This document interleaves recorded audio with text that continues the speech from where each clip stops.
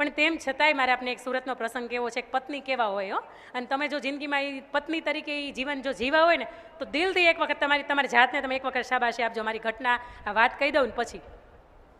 સુરતની અંદર આજથી 13 વર્ષ પહેલાં એક દીકરી બીફાર્મ કરેલું અને છોકરો સામે એમફાર્મ, લગ્ન થયા અને લગ્ન થઈને પરણીને આવી એટલે પપ્પાએ એને પાઈ ભેગી કરીને ભણાવી હતી. અને પપ્પાને એવું હતું કે દીકરી ભવિષ્યમાં નોકરી કરશે, પોતાની જાતે પગભર ઊભી થશે. પણ અહીંયા આવે એટલે સાસુબાઈ ના પાડી કે નોકરી નહીં થાય. હા, કંઈ વાંધો નહીં બા, તમે કહેશો એમ કરીશ, ઘરનું બધું કરવાનું છે. તમારી કરતાં ઓલી 2 મોટી છે ને એ કરે છે, તમે નાના છો નવાઈના નથી, તમારે કરવાનું છે. કંઈ વાંધો નહીં બા, તમે કહો એમ ચાલીશ. આખા ઘરનું કામ કરે, બધાને સાચવે, ટિફિન બનાવે, બીફાર્મ કરેલી હો, ડિગ્રીને પડીકું વાળીને પેપરની અંદર મૂકીને દીધી. કંઈ વાંધો નહીં, પપ્પાનું કામ હતું મને ભણાવવાનું, મેં ભણાવી, પણ હું મારા સંતાનોને ભણાવીશ, મારે પરિવારને મદદરૂપ થઈશ. આ સમયગાળાની અંદર મોટા 2 ભાઈઓ સરસ મજાની નોકરી કરે, નાનો ભાઈ છે ધંધો કરે. સુંદર મજાનો સમયગાળો, ઘરની અંદર 14 વ્યક્તિનો પરિવાર થયો, સંતાનો, ભાઈ બહેન, ગરડા બા અને સાસુ સસરા બધાય સાથે રહે.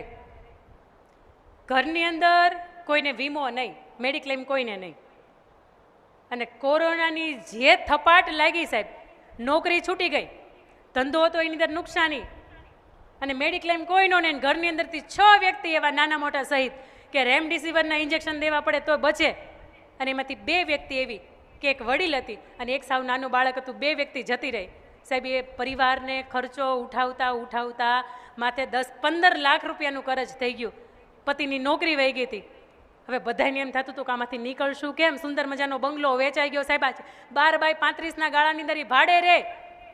છતાંય પરિવાર આ સિચ્યુએશન આવીને છતાંય સાથે હતો. ઓલી નાની દીકરાની વહુ હતી ને એને તરત એવું થયું કે બા, આપણી આવી પરિસ્થિતિની અંદર એ સાથે છીએ તો મારી અંદર થોડીક આમ કળા કૌશલ્ય છે ને મને એમ થાય કે હું થોડોક પરિવારને આર્થિક રૂપે મદદરૂપ થાઉં. શાકભાજીના તો કરું, આટલું તો હું કરી જ દઈશ. બાકી હવે તમે ભણ્યાના 15 વર્ષ વયા ગયા છે, 12-15 વર્ષ વયા ગયા. હવે તમને કોઈક નોકરીએ રાખે તો 8-10 હજારમાં નોકરીએ રાખે નહીં. બા, મારા તરફથી હું થોડુંક તો મદદરૂપ થઈ શકું, મને એમ થાય છે. બા પણ જો એક વાત તમે સાંભળી લો, 2 વહુને મેં ઘરની બહાર નથી જવા દીધી એટલે તમારાથી ઘરની બહાર નહીં જવાય. તમે ઘરની અંદર રહીને કંઈક કરો, જે કરવું હોય. દીકરાની વહુએ વિચાર્યું કે મારે પરિવારને હું આર્થિક રીતે કેવી રીતે મદદરૂપ થઈ શકું. દીકરાની વહુને સૌથી પહેલો વિચાર આવ્યો કે પોતાને ચિત્રો બહુ સરસ મજાના દોરતા આવડે છે, પેઇન્ટિંગ દોરે જ્યારે પણ સમય મળે ત્યારે. અને વિદેશની અંદર જે આર્ટ એક્ઝિબિશન થાય એની અંદર પોતાના ચિત્રો છે ત્યાં મોકલે, કોઈ વ્યક્તિ ખરીદે અને એમાંથી એને $100, $50